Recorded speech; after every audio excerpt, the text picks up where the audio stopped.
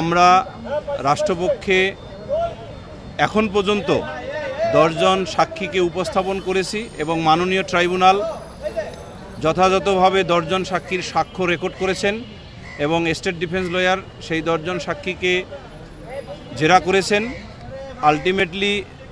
এই 10 জন সাক্ষীর সাক্ষ্য গ্রহণান্তে মাননীয় ট্রাইব্যুনাল একটু বিরতিতে গেছেন এবং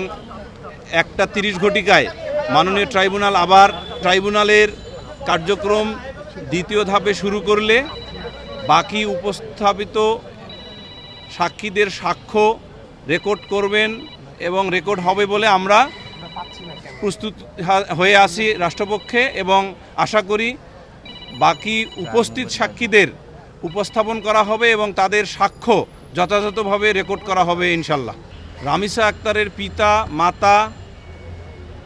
রাজু নামের একজন সাক্ষী, তার বড় বোন রাইসা আক্তার এবং শেখ আবু শামা সাক্ষ্য দিয়েছেন। অর্থাৎ এই সাক্ষীর সাক্ষ্য থেকে আপাতত একটি জিনিস বলা যায়, সেটা হলো যে আমরা মামলার গুরুত্বপূর্ণ যে ইনক্রিমিনেটিং এভিডেন্স সেটা মাননীয় ট্রাইব্যুনালে সাক্ষীগণ তাদের জবানবন্দিতে এবং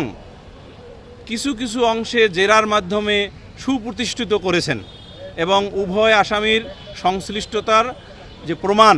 সাক্ষীগণ আদালতে দিয়েছেন। প্রথমে আদালতে আমি একটা বিষয় উপস্থাপন করেছিলাম এই কারণে যে একজন আসামি যখন গ্রেপ্তার হয়ে জেলখানায় থাকে তখন ওই সংশ্লিষ্ট আদালত বা ম্যাজিস্ট্রেটের কাস্টডি বলে, এটাকে বলা হয় জুডিশিয়াল কাস্টডি। এই জুডিশিয়াল কাস্টডিতে থাকা অবস্থায় একজন আসামি আইনে নির্ধারিত 164-এর সময় অথবা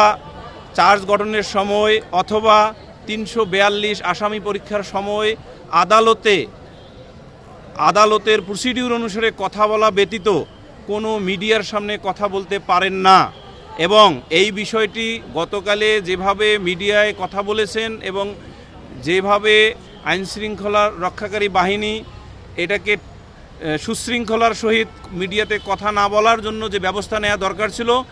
সেটা যেহেতু পরিলক্ষিত হয় নাই, সেইটুকু যাতে পরিলক্ষিত হয় ফার্দার প্রসিডিংয়ের ক্ষেত্রে, এই জন্য একটা আবেদন করেছিলাম এবং সেই আবেদনে মাননীয় ট্রাইব্যুনাল নির্দেশ দিয়েছেন যে আইনশৃঙ্খলা বাহিনী যাতে সুশৃঙ্খলভাবে আসামিকে তার